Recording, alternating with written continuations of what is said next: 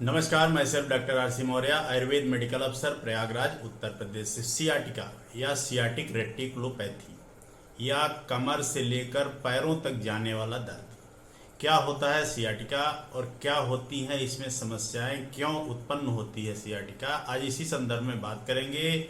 तो जो लोग हमारे चैनल पर नए हैं, कृपया चैनल को सब्सक्राइब करें, लाइक करें, शेयर करें और बेल आइकन को भी प्रेस करें, ताकि जो आयुर्वेदा एंड हेल्थ से रिलेटेड जो भी वीडियो हम अपलोड करते हैं वो आपके पास पहुंचे और आप देखें और ज़्यादा से ज़्यादा लोगों तक शेयर करें और सबको इन बीमारियों से अवगत कराएं, उनको जागरूक करें, ताकि वो अपनी बीमारी को समझ सकें और लाभान्वित हों। तो इसी संदर्भ में सियाटिक नर्व हमारे शरीर की सबसे बड़ी लार्जेस्ट नर्व है। यह लगभग हमारे इस लिटिल फिंगर के इतना मोटा, यानी लिटिल फिंगर के डायमीटर के बराबर मोटी होती है।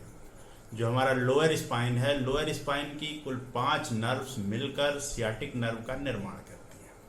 यह सियाटिक नर्व हमारे हिप रीजन से लेकर बैक, बटक से होते हुए, थाई से होते हुए लेग रीजन तक नीचे तक जाता है दोनों पैरों में, यानी कि लो बैक से या दोनों साइड में डिवाइड होकर दोनों पैरों में पीछे की तरफ से पंजे तक जाता है। तो जब सियाटिक नर्व रूट पर कहीं से भी कंप्रेशन होता है तो पेन भी इसी के अकॉर्डिंग रेडिएट करता है। तो कौन से ऐसे कारण हैं जिसकी वजह से सियाटिक नर्व कंप्रेस होती है और यह पेन रेडिएट होता है? सियाटिक नर्व के कंप्रेशन के 2 मुख्य कारण होते हैं। पहला कारण होता है प्रोलैप्स इंटरवर्टिब्रल डिस्क, यानी हमारी जो मेरुदंड है, स्पाइनल कार्ड है, वो कई छोटे छोटे बोन्स से मिलकर बनी होती है और स्पाइनल कार्ड के जो छोटे छोटे मनके होते हैं या मेरुदंड की जो हड्डियां होती है, इसे वर्टिब्री कहते हैं। तो उन वर्टिब्रीज के बीच में एक प्लेट होती है जिसको कहते हैं इंटरवर्टिब्रल डिस्क। यह डिस्क जब किसी वजह से, जैसे ट्रॉमेटिक इंजरी हो जाए, एक्सीडेंट हो, या हम ओवर वेट उठाते हैं, वेट लिफ्टिंग करते हैं, या किन्हीं कारणों से यह डिस्क प्रोलैप्स कर जाए, बाहर की तरफ खिसक जाए, तो ऐसी अवस्था में जो हमारी स्पाइनल कार्ड होती है और डिस्क खिसकने की वजह से स्पाइनल कार्ड कंप्रेस होती है और उससे निकलने वाली जो सियाटिक नर्व है उसमें दबाव पड़ता है। अगर सियाटिक नर्व कंप्रेस होती है तो थ्रू आउट द रूट, जहाँ तक सियाटिक नर्व जाती है, पेन रेडिएट कर सकता है। दूसरा कारण है स्पाइनल स्टेनोसिस लंबर रीजन में हो जाए, या जहाँ से नर्व निकलती हैं उस फोरामेन की स्टेनोसिस हो जाए, सिकुड़ जाए। तो नैरोइंग होने की वजह से भी जहाँ से नर्व ऐसे निकलती है वहाँ पे दबाव पड़ता है। दबाव पड़ने की कंडीशन में भी इस तरह के पेन होते हैं। तो क्या लक्षण या क्या सिम्टम्स होते हैं सियाटिक नर्व के कंप्रेशन होने पर?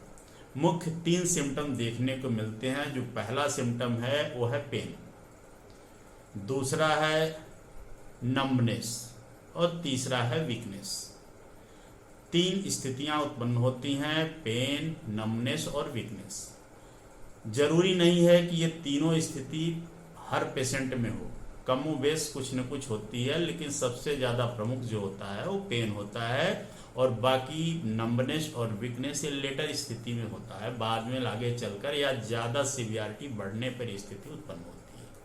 तो पेन जो होता है वो बहुत स्पेसिफिक होता है, बिल्कुल शूटिंग पेन होता है, गन शॉट लाइक इंजरी जैसे होती है उस तरह शूटिंग पेन होता है और थ्रू आउट द नर्व, यानी कि जो नर्व, ये सियाटिक नर्व हमारे पीछे से पैरों में जाती है, पूरे पैर में इलेक्ट्रिक शॉक जैसा पेन होता है। कभी कभी जब सियाटिक नर्व रेटिकुलोपैथी के पेशेंट को खांसी या छींक आती है तो ऐसा लगता है जैसे पैर में करंट लग रहा है। लंबे समय तक बैठे रहने पर भी यह पेन एग्रीवेट कर जाता है। आयुर्वेद शास्त्र में सियाटिका का वर्णन गृध्रसी के रूप में है।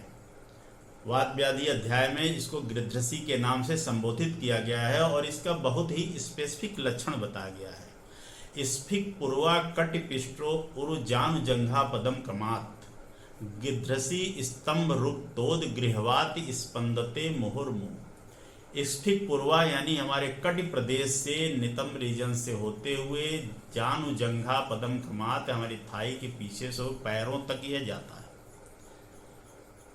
स्तंभ यानी जकड़ाहट होती है, बिल्कुल शरीर को जकड़ लेता है, इस तरह का पेन होता है। रुक रुक कर तेज चुभने वाली पीड़ा होती है, स्पंदन होता है और यह रिकरेंस होता है। इसमें मोहर मोह यानी ये जरूरी नहीं है कि अभी थोड़ी देर के लिए यह हुआ ठीक हो गया, इलाज हुआ ठीक हो गया, फिर ना हो। तो अगर काज बना रहता है, निदान बना रहता है, तो इसके दोबारा होने की पॉसिबिलिटी बनती है, इसलिए इसमें रिकरेंस के चांस बहुत होते हैं। अब हम बात करते हैं सियाटिका के ट्रीटमेंट की। सियाटिका के ट्रीटमेंट की बात करने से पहले 3 चीज़ों को अवॉइड करना चाहिए। पहला, फॉरवर्ड बेंडिंग यानी आगे झुकने की जो स्थिति होती है उसको नहीं करना है। दूसरी चीज़ है, बिना गाइडलाइन के वेट लिफ्टिंग या भारी वजन उठाने से बचना चाहिए। तीसरी बात जो होती है वह है ट्विस्टिंग यानी रोटेशन वाली एक्सरसाइज बिना निर्देशन के नहीं करना है। ये तीनों चीज़ें सियाटिक पेशेंट के लिए बहुत ही हानिकारक हो सकती हैं। अब हम बात करते हैं कि थेरेपी की। थेरेपी में कुल 4 ऐसी थेरेपियां हैं जो सियाटिका के पेशेंट के लिए बहुत ही बेस्ट होती हैं। तो पहली थेरेपी जो होती है वो फिजियोथेरेपी, दूसरी थेरेपी है चायरोप्रैक्टिक थेरेपी, तीसरी थेरेपी जो है आयुर्वेद से जुड़ी है वो है मर्म थेरेपी, और चौथी जो आयुर्वेद से सबसे मोस्ट पॉपुलर थेरेपी है वो है पंचकर्मा थेरेपी। तो जहाँ तक आयुर्वेद की बात है तो उसमें मर्म थेरेपी और पंचकर्मा थेरेपी इस प्रॉब्लम के लिए, इस समस्या के लिए बहुत बेस्ट ट्रीटमेंट होता है, जो सियाटिक जैसी प्रॉब्लम से निजात दिलाने के साथ साथ शरीर के लिए बहुत ही फायदेमंद होती है। तो इस तरह मर्म थेरेपी और पंचकर्मा थेरेपी इस रोग के लिए अमृत के समान है। तो जहाँ तक पंचकर्मा थेरेपी की बात है तो पंचकर्मा थेरेपी में स्नेहन स्वेदन यानी मेडिकेटेड जो आयल्स होती हैं, औषधियाँ होती हैं, उससे अच्छी तरह मालिश करना और दूसरा सेकाई करना। यह जो पंचकर्मा का पूर्व कर्म है, जो इनिशियल कंडीशन वाली जो प्रोसेस है उसमें किया जाता है।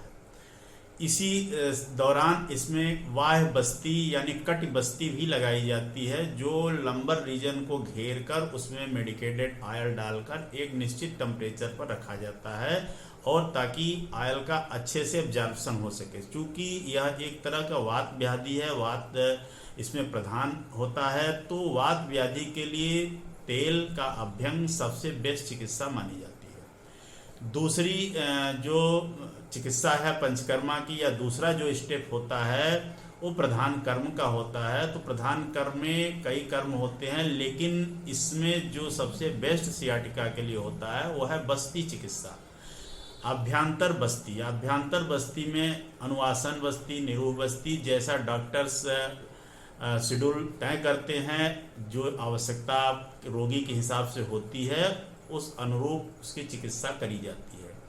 तो अभ्यंतर बस्ती में महानारायण तेल की बस्ती और रासना सप्तक काढ़े की बस्ती अच्छी होती है।